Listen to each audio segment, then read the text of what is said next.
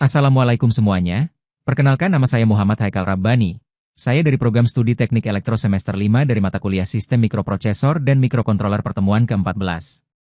Dengan NIM 41187003230001. Dalam video ini kita akan membahas aplikasi mikrokontroler terpadu dalam sistem mikroprosesor dan mikrokontroler. Setelah mempelajari berbagai aspek dasar mikrokontroler, mulai dari arsitektur, memori, input-output, komunikasi serial, hingga interupsi dan pemrograman, kini saatnya kita menerapkan seluruh konsep tersebut dalam sebuah sistem mikrokontroler terpadu. Aplikasi mikrokontroler tidak hanya terbatas pada teori, tetapi diwujudkan dalam bentuk nyata melalui rancangan sistem yang mampu bekerja secara otomatis, efisien, dan terintegrasi. Langkah awal dalam perancangan sistem mikrokontroler dimulai dari identifikasi kebutuhan dan tujuan proyek.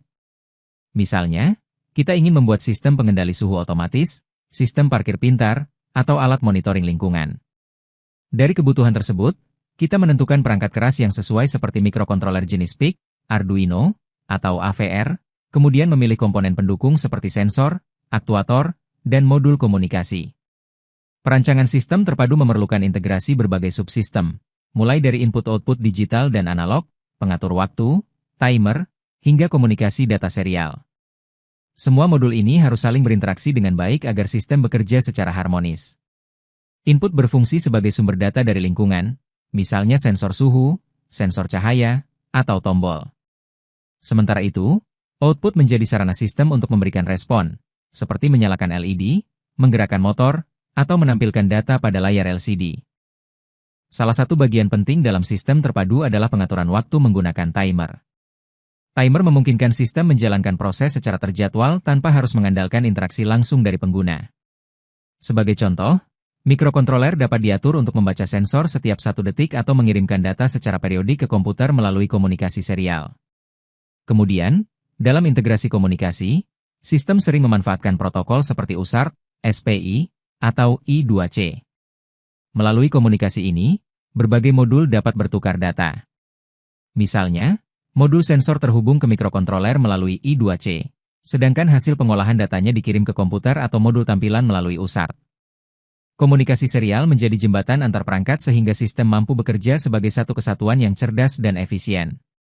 Selain komunikasi dan waktu, integrasi sinyal analog juga berperan penting, terutama pada sistem yang membaca besaran fisik seperti suhu, cahaya, atau kelembapan. Mikrokontroler mengubah sinyal analog menjadi digital menggunakan ADC, Analog to Digital Converter, sehingga dapat diolah secara logis dalam program. Hasil pengolahan inilah yang kemudian memicu output tertentu sesuai algoritma yang telah dirancang. Dalam proses pengembangan, tahap pemrograman menjadi inti dari sistem terpadu. Disinilah seluruh logika kerja diatur melalui kode bahasa C atau assembly. Programmer menentukan bagaimana data dibaca, diproses, dan dikirim. Pengujian atau debugging juga penting untuk memastikan seluruh bagian sistem berjalan sesuai rancangan, tanpa konflik antar modul. Untuk memperjelas penerapan konsep, kita ambil contoh proyek mini sistem kontrol suhu ruangan otomatis. Dalam proyek ini, sensor suhu LM35 digunakan sebagai input analog untuk mendeteksi suhu lingkungan. Mikrokontroler kemudian membandingkan hasil pembacaan sensor dengan batas suhu yang ditentukan. Jika suhu melebihi batas, mikrokontroler akan menyalakan kipas menggunakan output digital, sementara informasi suhu ditampilkan pada LCD. Komunikasi serial dapat digunakan untuk mengirim data suhu ke komputer untuk pemantauan lebih lanjut. Proyek sederhana ini sudah melibatkan integrasi antara input analog, output digital, timer, dan komunikasi serial, sehingga mewakili penerapan konsep sistem mikrokontroler terpadu secara nyata. Tahapan akhir dari perancangan sistem mikrokontroler adalah pengujian dan evaluasi. Pengujian dilakukan untuk memastikan semua modul bekerja sesuai dengan spesifikasi.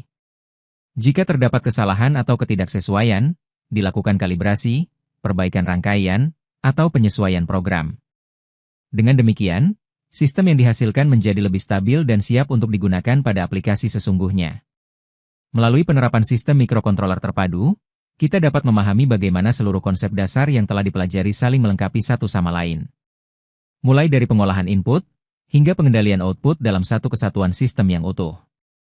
Mikrokontroler menjadi otak dari berbagai perangkat cerdas di sekitar kita, mulai dari alat rumah tangga otomatis, hingga teknologi industri dan robotika. Dengan menguasai perancangan sistem terpadu, kita tidak hanya memahami teori, tetapi juga mampu menciptakan solusi nyata yang efisien, terukur, dan aplikatif. Inilah tujuan akhir dari pembelajaran mikrokontroler, mengubah pengetahuan menjadi inovasi yang bermanfaat bagi kehidupan sehari-hari. Sekian video dari saya, kurang lebihnya mohon maaf, terima kasih dan sampai jumpa kembali.